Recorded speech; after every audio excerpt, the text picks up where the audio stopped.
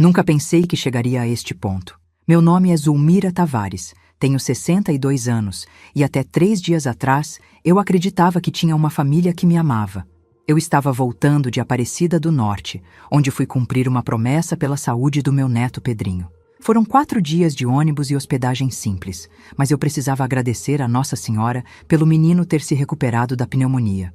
Gastei minhas últimas economias nessa viagem, mas valeu cada centavo. Quando cheguei na minha rua, às 6 da tarde de uma segunda-feira fria de junho, percebi algo estranho. A luz da sala estava acesa, mas havia uma movimentação diferente lá dentro. Caminhei até a porta da frente, aquela mesma porta azul que eu mesma pintei no ano passado, e enfiei a chave na fechadura. A chave não entrou. Tentei de novo, achando que era problema da idade mesmo. Às vezes as mãos tremem. Nada. Olhei bem a fechadura e percebi que era completamente nova. O metal brilhava, diferente da fechadura velha e amarelada que eu conhecia há 15 anos. Mas, antes de continuarmos com essa história, eu peço gentilmente que você se inscreva no canal, curta o vídeo e me diga de qual cidade você está me ouvindo. Me encantaria saber aonde está chegando as nossas histórias. Fiquei ali parada, segurando minha bolsa de viagem surrada, tentando entender. Bati na porta. Kátia, Kátia, sou eu, sua mãe. Escutei passos correndo lá dentro, sussurros, risadinhas. Depois, silêncio total. Contornei a casa até a janela da cozinha e vi minha filha Kátia, de 35 anos, junto com o marido dela, Bruno. Eles estavam sentados à mesa que eu comprei em 1986, comendo num jogo de pratos que ganhei de presente de casamento. Quando me viram na janela, não demonstraram surpresa nem culpa. Kátia olhou para mim e disse bem devagar, mexendo só a boca: "Não mora mais aqui." Bruno riu. Riu mesmo, jogando a cabeça para trás como se fosse a coisa mais engraçada do mundo. Bati no vidro. "Kátia, que brincadeira é essa? Abre essa porta." Ela se levantou, caminhou até a janela e falou alto o suficiente para eu ouvir através do vidro. "Mãe, a senhora não entende? Trocamos a fechadura. A senhora não mora mais aqui. Procura outro lugar." Senti minha bolsa escorregar da mão e cair no chão molhado. "Como assim outro lugar? Essa é minha casa, Kátia." "Era. Agora é nossa." Bruno apareceu atrás dela, passando o braço na cintura da minha filha. "Dona Zulmira, a senhora já cumpriu sua função. Agora é hora de seguir a vida." Eles fecharam a cortina. Fiquei ali plantada, vendo minha própria casa se transformar numa fortaleza. Tentei a porta dos fundos, a janela do meu quarto. Tudo estava trancado. Gritei, implorei, bati. Nada. Os vizinhos começaram a aparecer nas janelas, mas ninguém se aproximou. Todo mundo conhece a família há anos. Sabem que sou viúva, que criei a Kátia sozinha depois que o pai dela morreu num acidente de trabalho quando ela tinha apenas 2 anos. Lembrei de como era difícil no começo. Eu trabalhava de faxineira de manhã e à tarde cuidava da casa de uma família rica nos Jardins. A Kátia ficava com a dona Conceição, minha vizinha, que sempre foi como uma mãe para mim. Chegava em casa às 9 da noite, morta de cansaço, mas ainda tinha que dar banho na menina, fazer comida, lavar roupa. Durante 25 anos foi assim. Trabalhei igual uma condenada para dar estudo para ela, roupas boas, até consegui pagar um curso de manicure quando ela fez 18 anos. Sempre sonhei que ela tivesse uma profissão melhor que a minha.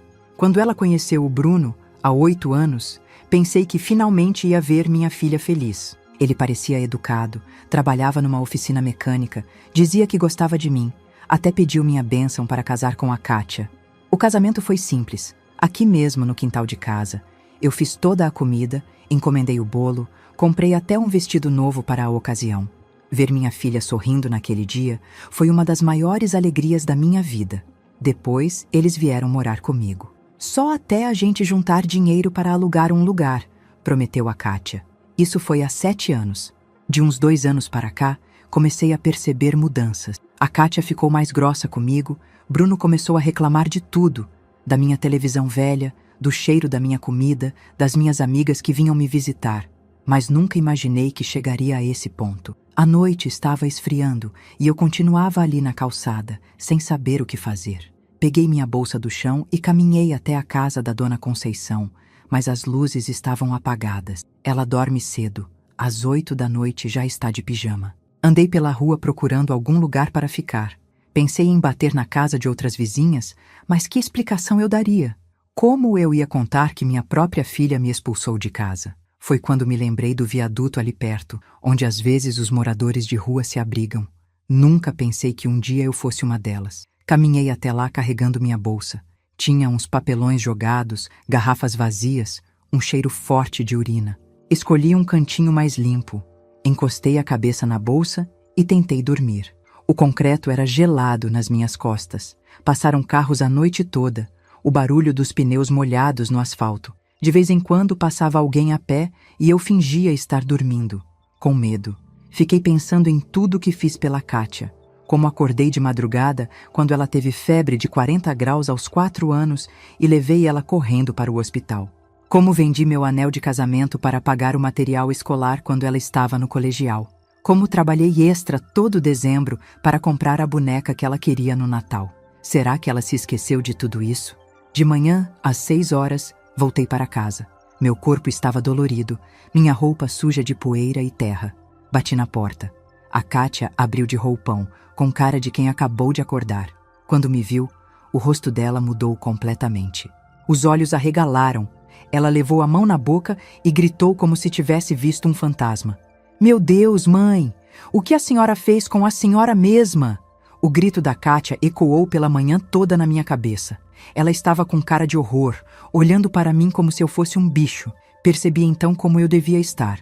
Cabelo despenteado, roupa amassada e suja, sapatos enlameados. Kátia, eu dormi na rua por causa de vocês, falei, tentando manter a voz firme. Agora abra essa porta e me deixa entrar na minha casa. Ela olhou para trás, provavelmente procurando o Bruno, e depois voltou a me encarar. Mãe, a senhora não entendeu ontem? Aqui não é mais lugar da senhora. Como não é meu lugar? Eu moro aqui há 15 anos. Morava, corrigiu ela, cruzando os braços. As coisas mudaram. Bruno apareceu atrás dela, já vestido para o trabalho. Ele me olhou de cima embaixo e balançou a cabeça. Dona Zulmira, não precisa fazer esse drama todo. A senhora é uma mulher adulta. Pode cuidar da própria vida. Drama? Dormi embaixo de um viaduto a noite inteira e vocês falam em drama? A culpa não é nossa, se a senhora não tem para onde ir, disse a Kátia com uma frieza que me gelou o sangue. A senhora sempre reclamou que não tinha liberdade, que a gente atrapalhava a vida da senhora. Agora tem toda a liberdade do mundo. Senti uma revolta subindo do estômago. Quando que eu reclamei de vocês? Quando? Ah, mãe, para com isso. A senhora vive resmungando, reclamando do barulho da televisão, da nossa bagunça, falando que quer paz. Não conseguia acreditar no que estava ouvindo. Era verdade que às vezes eu pedia para abaixarem o som depois das 10 da noite. Ou reclamava quando eles deixavam louça suja na pia por dias. Mas isso não era expulsar ninguém de casa. Kátia, você é minha filha. Eu te criei, te dei tudo o que pude. E eu sempre agradeci. Mas agora chegou a hora da senhora viver a vida da senhora e a gente viver a nossa. Bruno pôs a mão no ombro dela. Dona Zulmira, olha só. A senhora já cumpriu o papel de mãe. Criou a Kátia, ela cresceu, casou, agora somos uma família. A senhora não precisa mais ficar se preocupando com a gente. Mas onde vocês querem que eu vá? Sei lá, disse a Kátia dando de ombros. A senhora pode procurar uma pensão, uma kitnet, ou vai morar com alguma amiga. Com que dinheiro? Minha aposentadoria mal dá para as despesas básicas. Mãe, isso não é problema nosso, disse ela. E nesse momento Bruno sorriu de canto. Um sorrisinho pequeno, mas que eu vi. Foi aí que entendi. Aquilo não tinha sido uma decisão de impulso. Eles tinham planejado. Há quanto tempo vocês estão pensando nisso? A Kátia hesitou. Bruno apertou o ombro dela como se fosse um sinal. Mãe, faz tempo que a gente percebe que não está dando certo. 3 adultos numa casa pequena, cada um querendo uma coisa diferente. Que casa pequena? São 3 quartos, sala, cozinha, quintal? É pequena, sim. E além do mais, Bruno se aproximou mais. Idoso mesmo tem que morar em lugar apropriado. Tem uns asilos muito bons aí por aí. A palavra asilo me acertou como um tapa. Asilo? Eu tenho 62 anos, tenho saúde, cuido da minha própria vida. Tem saúde hoje. E amanhã? E se ficar doente? A Kátia não pode largar a vida dela para cuidar da senhora. Olhei para minha filha, esperando que ela protestasse, que dissesse que nunca me abandonaria. Mas ela só ficou ali parada, concordando com a cabeça. Então é isso? Perguntei. 33 anos de convivência e vocês me jogam na rua assim? Ninguém jogou ninguém na rua, disse a Kátia. A senhora que escolheu ficar na rua ao invés de procurar uma solução. Bruno olhou o relógio. Bom, eu tenho que ir trabalhar. Dona Zulmira, espero que a senhora entenda que é melhor assim para todo mundo. Eles fecharam a porta na minha cara. Fiquei ali alguns minutos tentando processar o que tinha acontecido. Minha própria filha tinha me expulsado de casa e ainda estava me fazendo sentir culpada por isso. Foi quando ouvi uma voz atrás de mim. Zulmira, que aconteceu, filha? Era a Dona Conceição, minha vizinha de 78 anos. Ela estava na calçada dela, de chinelos e avental, com cara de preocupada. Dona Conceição, comecei, mas a voz embargou. Ela se aproximou e viu meu estado. Meu Deus do céu, você dormiu na rua? Contei tudo para ela ali mesmo na calçada. Como tinha voltado da viagem e encontrado a fechadura trocada, como eles me expulsaram, à noite no viaduto, a conversa de agora há pouco. A Dona Conceição balançava a cabeça fazendo tss, tss, tss com a língua. Que vergonha, Zulmira. Que vergonha dessa menina. Ela disse que eu sempre reclamava deles. Reclamava nada. Você é santa, menina. Santa. Quantas vezes eu vi você correndo atrás dessa ingrata, fazendo tudo por ela. Ela me pegou pelo braço. Vem cá para casa, toma um banho, come alguma coisa. Não pode ficar assim. Na casa da Dona Conceição, que sempre cheirava a café e sabonete de glicerina, me senti um pouco mais humana. Tomei banho, coloquei uma roupa limpa que ela me emprestou, comi pão com manteiga e café com leite. Sabe o que mais me dói? Falei para ela enquanto comíamos. É que eles tinham planejado isso. Não foi de impulso. Esperaram eu viajar para trocar a fechadura. Eu sei, disse a Dona Conceição baixinho. Como assim, você sabe? Ela suspirou e pôs a mão na minha. Zulmira, eu não queria te contar, mas eu vi quando eles trocaram a fechadura. Foi no sábado de manhã. Veio um chaveiro. Ficaram lá conversando, rindo. Rindo? É, filha. Pareciam muito contentes. O Bruno até abriu uma cerveja para comemorar depois que o homem foi embora. Senti o café amargo subindo pela garganta. Eles tinham comemorado minha expulsão. E tem mais, continuou a Dona Conceição. Ontem de noite, quando você estava... quando você estava lá embaixo no viaduto, eu ouvi eles conversando no quintal. A Kátia disse assim, finalmente a casa é nossa. E ele respondeu, agora sim vamos ter privacidade. A dor que senti naquele momento foi diferente de todas as outras. Não era raiva, não era tristeza.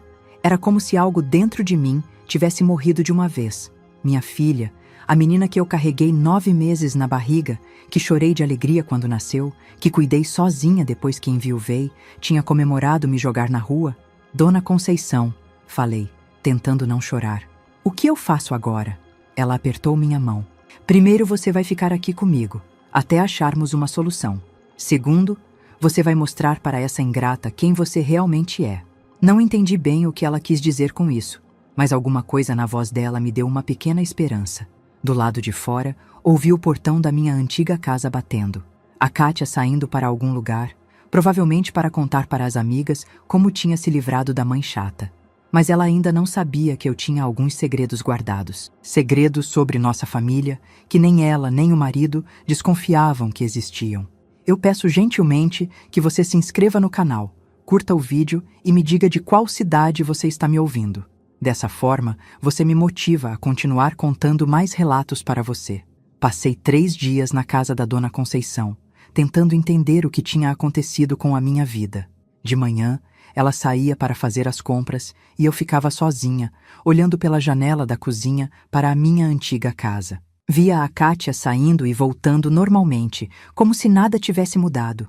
Via o Bruno lavando o carro no domingo, assobiando. Eles pareciam mais felizes sem mim.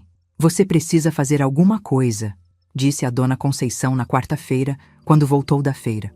Não pode ficar aqui sofrendo eternamente. O que eu posso fazer? Não tenho para onde ir. Não tenho dinheiro para alugar nada. Ela sentou na cadeira ao meu lado e segurou minha mão. Zulmira, você se lembra da sua mãe falando sobre a família dela? Sobre a avó? A bisavó? Lembro um pouco. Por quê? Sua mãe, que Deus a tenha, sempre dizia que tinha uns papéis guardados, umas coisas da família que eram importantes. Você nunca procurou? Pensei na minha mãe, Dona Aparecida, que morreu há 5 anos de derrame. Ela morava comigo na época, dormia no quartinho dos fundos. Lembrei que ela sempre falava de uma caixa com documentos da família, mas nunca dei muita atenção. Ela guardava uns papéis velhos numa caixa de sapatos, falei. Mas achei que fosse só recordação, sabe? Fotos antigas, certidão de nascimento dela. E onde está essa caixa? Deve estar lá em casa, no sótão. Depois que ela morreu, subi tudo para lá. A Dona Conceição me olhou com aquele jeito esperto dela. E você tem como entrar lá? Tenho a chave do portão dos fundos. Sempre esqueci de devolver para a Kátia. Então está esperando o quê? A ideia de entrar escondido na minha própria casa me assustava e me revoltava ao mesmo tempo. Mas a Dona Conceição estava certa. Eu tinha direito àqueles papéis da minha mãe. Na quinta-feira de manhã, esperei a Kátia sair para o salão onde trabalhava e o Bruno ir para a oficina. A Dona Conceição ficou de vigia na janela. Caminhei até o portão dos fundos com o coração disparado. A chave ainda funcionava. Entrei no quintal que eu mesma tinha plantado, passei pela área de serviço que lavei roupa durante tantos anos. Subir no sótão foi mais difícil do que lembrava. A escadinha de madeira rangia a cada passo. Lá em cima estava tudo empoeirado, cheio de caixas e móveis velhos. Procurei a caixa de sapatos da minha mãe entre as outras coisas. Estava lá no canto, embaixo de uma pilha de cobertores antigos. Uma caixa marrom, simples, amarrada com um barbante velho. Peguei a caixa e desci rápido, com medo de ser descoberta. Senti como uma ladra na minha própria casa. De volta à casa da Dona Conceição, coloquei a caixa em cima da mesa da cozinha. Minhas mãos tremiam quando desfiz o nó do barbante. Dentro tinha de tudo. Fotos antigas em preto e branco, uma certidão de óbito amarelada, uns papéis dobrados com letra à mão, uma corrente de ouro bem fininha. Olha que coisa mais linda, disse a Dona Conceição, pegando uma foto. Sua avó era uma mulher bonita. Era mesmo. Na foto, minha avó materna, Dona Rosa, estava com um vestido escuro, séria, ao lado de um homem alto que devia ser meu avô. Eu tinha uns 5 anos quando ela morreu. Lembro pouco dela. Fui mexendo nos papéis. Tinha uma escritura velha, toda amarelada, com uns carimbos antigos. O papel estava tão velho que mal dava para ler. Conceição, você consegue entender alguma coisa aqui? Ela pôs os óculos e examinou o papel. Isso aqui parece ser escritura de terreno. Olha aqui. Terreno rural no distrito de... Ai, não consigo ler direito. Está muito apagado. Tinha outro papel, menor, com a letra mais bonita. Parecia uma carta ou bilhete. Para minha filha Rosa. Consegui ler em voz alta. Se algum dia você precisar, procure o advogado Justino Pereira na cidade. Ele sabe de tudo sobre a herança da fazenda. Sua mãe que te ama, Benedita. Meu coração acelerou. Dona Conceição, Benedita era minha bisavó, a mãe da minha avó Rosa. E quem é essa herança de fazenda? Não sei. Nunca ouvi falar. Continuamos procurando nos papéis. Tinha um documento que parecia mais oficial, com selos vermelhos antigos. Estava dobrado várias vezes e, quando abri, vi que era diferente dos outros. Testamento. Li em voz alta. Testamento de Benedita Tavares da Silva. Meu sobrenome. Benedita era Tavares. Igual a mim. A Dona Conceição se aproximou. Lê aí, vai. O papel estava difícil de entender, cheio de palavras antigas. Mas algumas frases saltaram aos meus olhos. Deixo minha propriedade rural, com casa, terrenos e benfeitorias, para aquela das minhas descendentes, que demonstrar maior amor e cuidado com a família. Propriedade rural? Murmurei. Que propriedade rural? Continuei lendo. A herdeira deverá ser a filha ou neta, que dedicar sua vida ao cuidado dos pais e da família, provando assim ser merecedora da herança. As mãos me tremeram. Aquele testamento falava de uma herança que eu nunca soube que existia. Conceição, você está entendendo isso? Entendo que sua bisavó deixou uma fazenda para quem cuidasse bem da família. E quem cuidou da família aqui foi você. Procurei mais informações no testamento. Tinha uma descrição do terreno com medidas que eu não entendia, mas tinha um detalhe que me chamou a atenção. Terreno localizado no distrito de Vila Nova, confrontando com o Córrego das Pedras e a Estrada Velha de São Paulo. Vila Nova. Minha casa ficava no bairro Vila Nova. Dona Conceição, falei devagar. E se essa propriedade for aqui? E se minha casa estiver construída no terreno que minha bisavó deixou? Ela arregalou os olhos. Você acha? Não sei, mas vou descobrir. Peguei todos os papéis e coloquei de volta na caixa, com cuidado. Tinha mais documentos para examinar, mas já sabia o que precisava fazer. Vou procurar um advogado, disse. Preciso entender direito o que isso significa. Isso mesmo, filha. Você tem que descobrir seus direitos. Naquela noite, não consegui dormir. Ficava pensando nas palavras do testamento, aquela que demonstrar maior amor e cuidado com a família. Eu tinha cuidado da minha mãe até o dia da morte dela. Tinha criado a Kátia sozinha, trabalhado igual uma condenada para dar o melhor para ela. E se realmente existisse uma herança que era minha por direito? E se a casa onde a Kátia me humilhou fosse legalmente minha, não só por ter morado lá, mas por herança de família? Na manhã de sexta-feira, a dona Conceição me emprestou dinheiro para o ônibus. Peguei a caixa de papéis e fui ao centro da cidade procurar um advogado.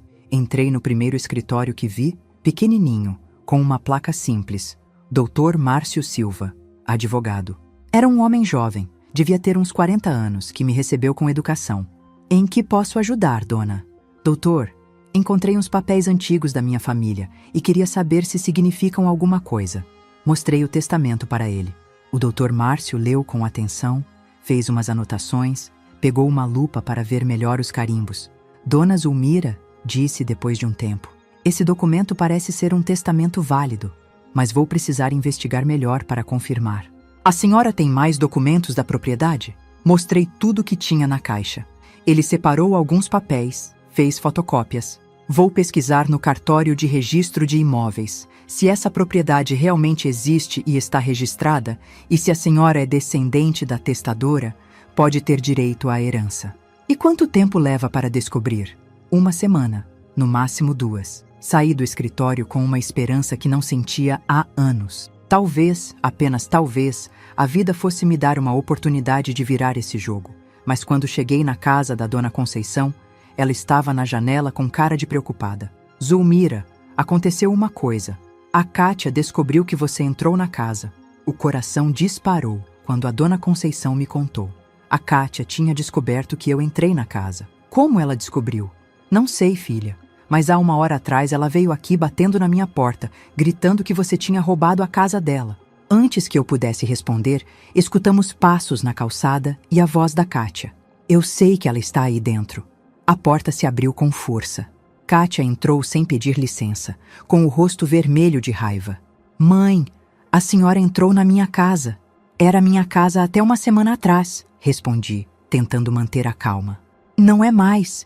E a senhora não tinha direito de entrar lá e mexer nas nossas coisas. Eu só peguei os papéis da vovó Aparecida. São documentos da minha família. Que documentos? Olhei para a caixa de sapatos em cima da mesa. A dona Conceição rapidamente jogou um pano por cima. Documentos velhos, fotos, essas coisas. Kátia desconfiou. Tentou se aproximar da mesa, mas eu me coloquei na frente. Mãe, que papéis são esses? Por que a senhora estava mexendo no sótão? Porque eram coisas da minha mãe que morava comigo. Eu tenho direito. Não tem direito nenhum. A senhora não mora mais lá. A discussão continuou por alguns minutos até que o Bruno apareceu na porta. Que gritaria é essa? Sua sogra entrou na nossa casa e roubou umas coisas, disse Kátia. Não roubei nada. Peguei o que era meu. Bruno me olhou com desprezo. Dona Zulmira, isso é invasão de propriedade. A gente pode chamar a polícia. Chama, falei, surpreendendo a mim mesma com a firmeza. Quero ver você explicar para a polícia como expulsou uma idosa da própria casa. Eles se entreolharam, percebendo que eu tinha razão. Bom, mas não aconteça de novo, disse Bruno. Da próxima vez, a gente muda a fechadura do portão também. Depois que saíram, fiquei pensando na ameaça. Precisava resolver logo essa situação dos documentos. Os dias seguintes passaram devagar. Eu ligava todos os dias para o escritório do Dr. Márcio, mas ele sempre dizia que ainda estava pesquisando. Na terça-feira da semana seguinte, finalmente ele me ligou. Dona Zulmira, pode vir aqui? Encontrei algumas coisas interessantes. Cheguei ao escritório com o coração nas mãos. O Dr. Márcio estava com vários papéis espalhados na mesa, carimbos do cartório, mapas antigos. Dona Zulmira, sente-se, Tenho novidades importantes para a senhora. Sentei na cadeira em frente à mesa dele, preparando-me para qualquer coisa. Primeiro, confirmei que o testamento da sua bisavó, Dona Benedita Tavares da Silva, é válido. Foi registrado em 1927 no cartório de Vila Nova. Minha respiração ficou presa. Segundo, localizei a propriedade que ela deixou. É um terreno de 5.000 metros quadrados, registrado no nome dela. E onde fica esse terreno, doutor? Ele virou um mapa para mim. Fica exatamente onde está construída a casa onde a senhora morava. Senti a cabeça girando. Como assim? Dona Zulmira, sua casa foi construída em terreno que pertencia à sua bisavó. E segundo o testamento, esse terreno deveria ter passado para a descendente que cuidasse da família. Mas como a casa foi construída lá se o terreno não era de ninguém? Ah, era sim. Era do seu avô, marido da Dona Benedita. Quando ele morreu, em 1955, o terreno passou para sua avó Rosa, filha deles. Quando sua avó morreu, deveria ter passado para sua mãe, Dona Aparecida. E quando sua mãe morreu, deveria ter passado para a senhora. Tentei processar as informações. Então, o terreno é meu? Tecnicamente, sim. Mas tem um problema. Meu estômago gelou. Que problema? Quando sua mãe morreu, ninguém fez a transferência no cartório. A propriedade ficou parada no nome da sua avó Rosa. E alguém aproveitou isso para registrar a casa como se fosse dono do terreno. Alguém quem? Ele pegou outro papel. Segundo os registros do cartório, a casa foi registrada no nome de Cátia Tavares dos Santos, sua filha. A sala girou. Minha filha registrou a casa no nome dela? Registrou, há 3 anos, como se fosse a dona do terreno. Mas ela não pode fazer isso. Não pode mesmo. É o que chamamos de registro fraudulento. Ela se aproveitou de que a documentação do terreno estava atrasada e registrou a casa como se fosse dela. Senti uma mistura de choque e raiva. Minha própria filha tinha me roubado legalmente. Doutor, o que eu posso fazer? Podemos contestar o registro dela. Com o testamento da sua bisavó e os documentos de herança, a senhora tem direito ao terreno. E se o terreno é seu, a casa também é. E quanto tempo demora? Depende. Se ela contestar, pode levar alguns meses. Se não contestar, algumas semanas. Peguei todos os papéis e saí do escritório com a cabeça fervilhando. Minha filha não tinha apenas me expulsado de casa. Ela tinha me roubado a casa. Voltei para a Dona Conceição e contei tudo. Ela ficou indignada. Que descaramento! Registrar a casa no nome dela sem você saber. Agora entendo por que ela teve coragem de me expulsar. Ela achava que era dona de tudo mesmo. E o que você vai fazer? Vou brigar pelos meus direitos. No dia seguinte, voltei ao Dr. Márcio e pedi para ele dar entrada no processo. Quero de volta o que é meu. Tem certeza? Sua filha não vai gostar. Não me importo. Ela que se vire. O processo foi protocolado na quinta-feira. Na sexta de manhã, um oficial de justiça bateu na porta da minha antiga casa para entregar a notificação. Vi tudo da janela da Dona Conceição. A Cátia recebeu o papel, leu e começou a gritar. O Bruno pegou o documento, leu também e saiu correndo para a rua olhando para todos os lados. 1 hora depois, eles estavam batendo na porta da Dona Conceição. Mãe! Mãe, que loucura é essa que a senhora fez? Abri a porta e encarei minha filha. Ela estava com o papel na mão, tremendo. Que loucura, Cátia! Esse processo, a senhora está processando a gente. Estou reivindicando o que é meu por direito. Como assim seu por direito? Respirei fundo. A casa está construída num terreno que pertencia à sua trisavó. Por herança de família, o terreno é meu. E você registrou a casa no seu nome sem ter direito ao terreno. O rosto dela ficou branco. Que história é essa? A história é que você me roubou, Cátia. Não só me expulsou da casa, como tinha me roubado ela antes. Bruno se aproximou.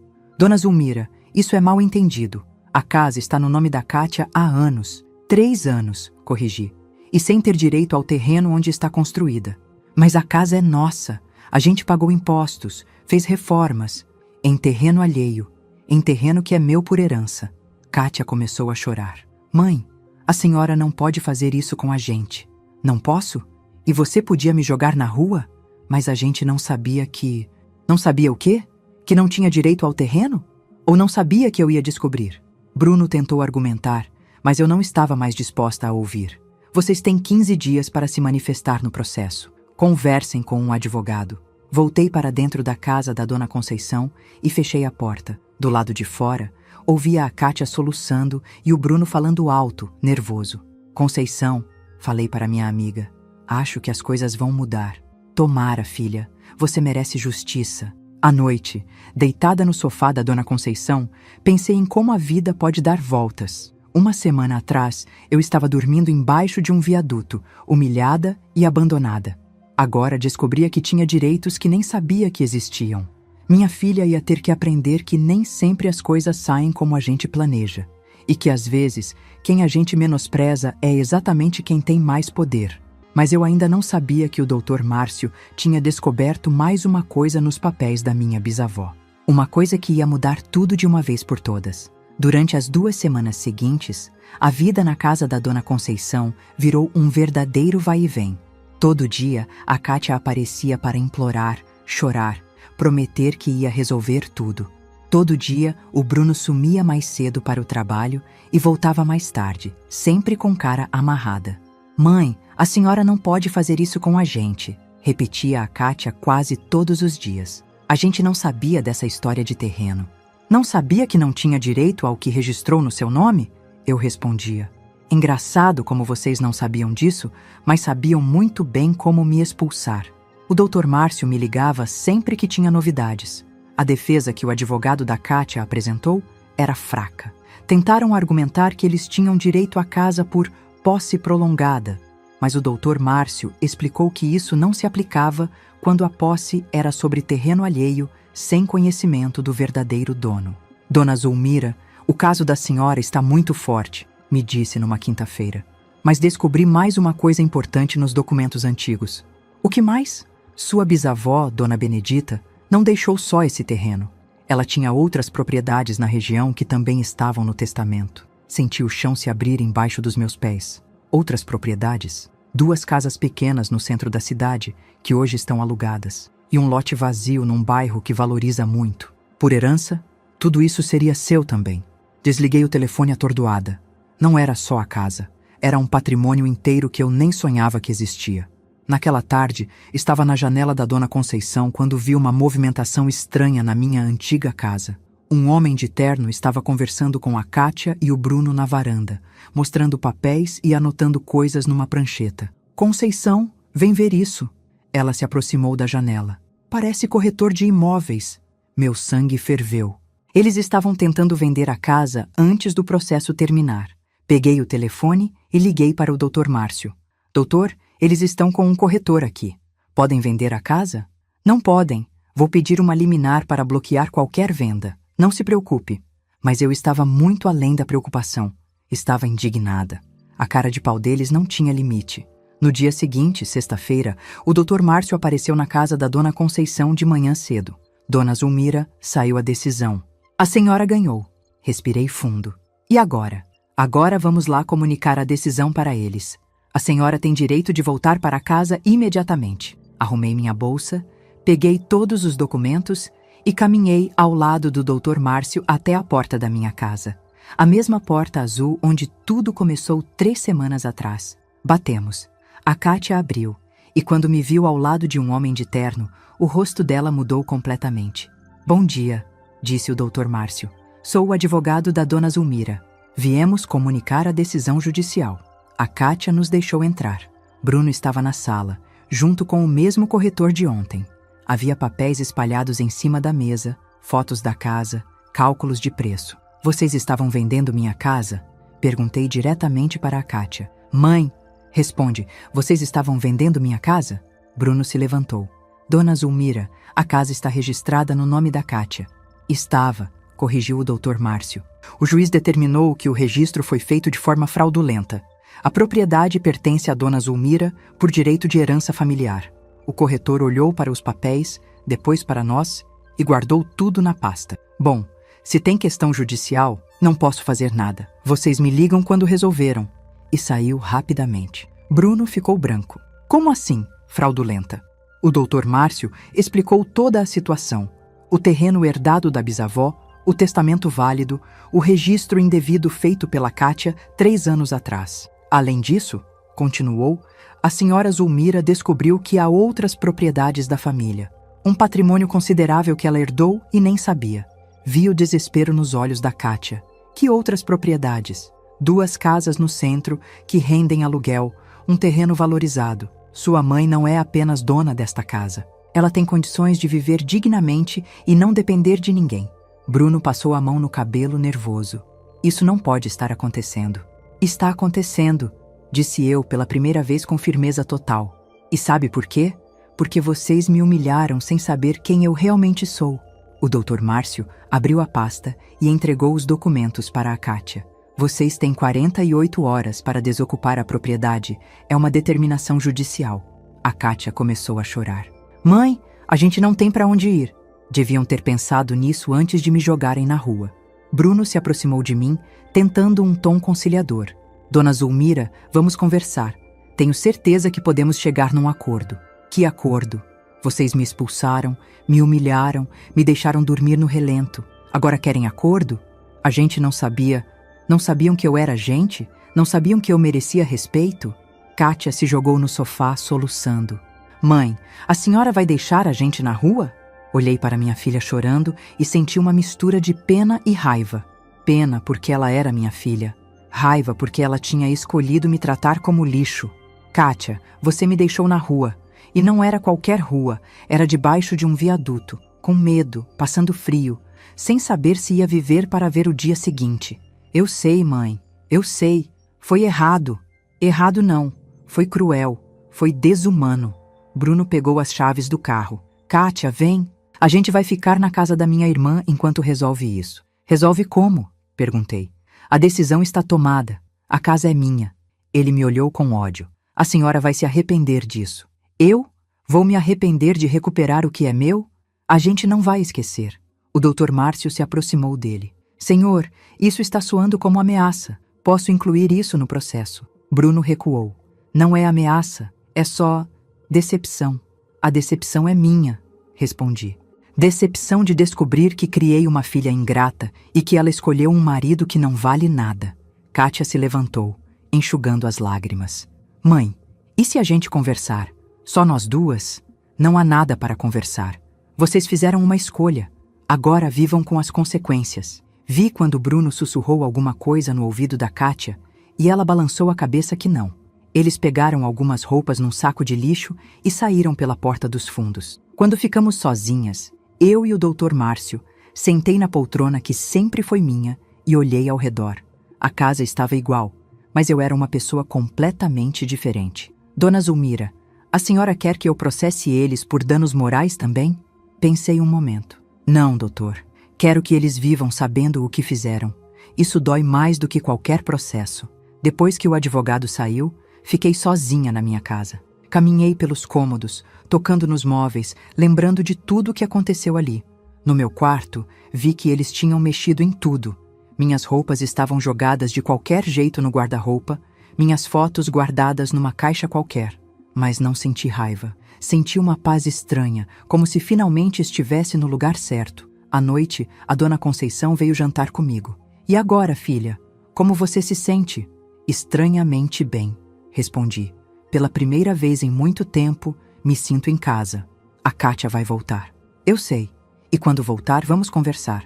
Mas nas minhas condições desta vez. Estava me preparando para dormir quando escutei um barulho no quintal.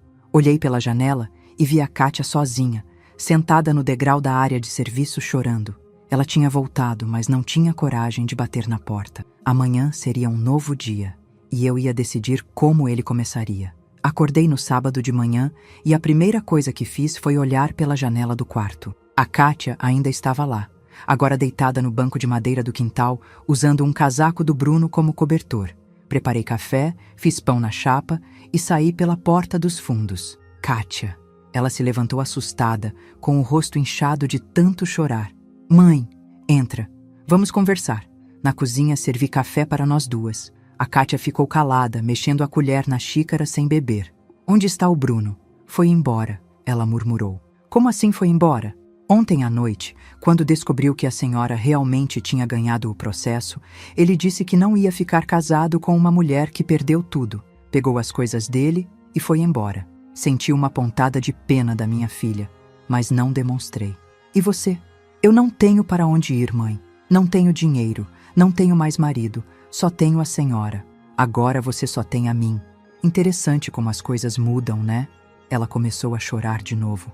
Mãe, eu sei que fiz errado, sei que machuquei a senhora, mas eu imploro, não me deixe na rua. Bebi meu café devagar, olhando para ela. Minha filha, de 35 anos, chorando na minha cozinha como uma criança. Kátia, você me jogou na rua, me deixou dormir debaixo de um viaduto, me humilhou na frente dos vizinhos. Por quê? Porque o Bruno dizia que a senhora atrapalhava nossa privacidade, que enquanto a senhora estivesse aqui, a gente nunca ia ter uma vida de casal de verdade. E você acreditou. Acreditei e fiz a coisa mais errada da minha vida. Ficamos em silêncio por alguns minutos, eu pensando no que fazer, ela aguardando minha decisão. Você pode ficar, disse finalmente. Os olhos dela brilharam. Mesmo? Pode ficar, mas com as minhas regras. Que regras? Respirei fundo. Primeiro, você vai morar no quartinho dos fundos, onde sua avó morava. Segundo, você vai pagar aluguel, R$ 50 por mês, do seu salário do salão. Terceiro, você vai cuidar da sua própria comida, da sua própria roupa, dos seus próprios problemas. O rosto dela caiu um pouco, mas ela concordou com a cabeça. E quarto, você vai me tratar com respeito. Nunca mais vai me falar mal. Nunca mais vai me humilhar. Nunca mais vai tomar decisão sobre a minha vida. Estamos entendidas? Sim, mãe. Não é mãe. Agora é Dona Zulmira. Você perdeu o direito de me chamar de mãe quando me jogou na rua. Ela engoliu em seco. Sim, Dona Zulmira. Ótimo. Pode pegar suas coisas e se instalar no quarto dos fundos. Naquela tarde, enquanto a Kátia organizava o quartinho, liguei para o Dr. Márcio. Doutor, como faço para ter acesso às outras propriedades que o senhor descobriu? Vou providenciar toda a documentação. A senhora já pode receber os aluguéis das 2 casas do centro. É uma renda boa, Dona Zulmira. A quanto mais ou menos? Umas R$ 1.200 por mês, as 2 casas juntas. Somado com minha aposentadoria, eu teria quase 2 salários mínimos por mês. Pela primeira vez na vida, não ia precisar me preocupar com dinheiro. Na segunda-feira, fui ao banco resolver a questão dos aluguéis. Na terça, contratei um pedreiro para reformar a casa. Na quarta, fui à loja de móveis e comprei tudo novo para a sala. Dona Zulmira, disse a Kátia numa quinta-feira, quando chegou do trabalho e me viu pintando o portão de verde. A senhora está mudando tudo. Estou fazendo a casa do meu jeito. Agora posso. E eu posso ajudar? Olhei para ela. Pode, mas sendo empregada, não sendo dona. Ela engoliu o orgulho e pegou um pincel. Trabalhamos juntas naquela tarde, mas em silêncio. Ela sabia que estava ali por misericórdia, não por direito. No final da semana, a dona Conceição apareceu para ver as reformas. Que transformação, Zulmira! Conceição, tenho uma proposta para você. Que proposta? Quero que venha morar comigo, não como empregada, como companhia. Podemos dividir as despesas, fazer companhia uma para a outra. Os olhos dela se encheram de lágrimas. Você faria isso por mim? Você me acolheu quando eu não tinha ninguém. Agora eu posso retribuir. Uma semana depois, a dona Conceição se mudou para o quarto que era da Kátia e do Bruno. O quarto maior, com banheiro próprio, com vista para a rua. A Kátia não reclamou. Não tinha direito de reclamar. Aos poucos, nossa rotina foi se estabelecendo. A Kátia saía cedo para o trabalho e voltava no final da tarde. Às vezes, ela tentava conversar comigo como filha, mas eu mantinha a distância. Ela tinha que conquistar de volta minha confiança. 2 meses depois das reformas, estava regando as plantas do quintal quando a Kátia se aproximou. Dona Zulmira, posso falar uma coisa? Pode. Eu estava pensando... A senhora não quer que eu procure um lugar para alugar? Para a senhora ter mais privacidade? Olhei para ela. Estava mais magra, com cara cansada, mas parecia mais humilde. Por quê? Você não quer mais ficar aqui? Não é isso. É que eu ando pensando muito no que fiz. E acho que a senhora seria mais feliz sem mim por perto para lembrar dos problemas. Kátia, falei, pousando o regador. Você não entendeu ainda? Entendi o quê? Eu não deixo você aqui para te castigar. Deixo para você aprender. Aprender o quê?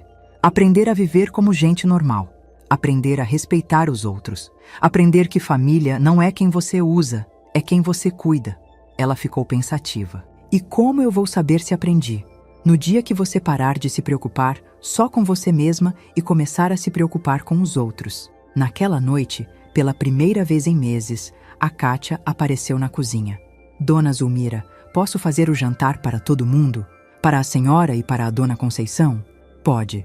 Ela fez um macarrão simples, mas caprichado. Colocou à mesa, acendeu uma vela que encontrou numa gaveta. Durante o jantar, perguntou sobre a saúde da Dona Conceição, elogiou a nova cortina da sala, ofereceu para lavar a louça. Pequenos gestos, mas que mostravam que alguma coisa estava mudando.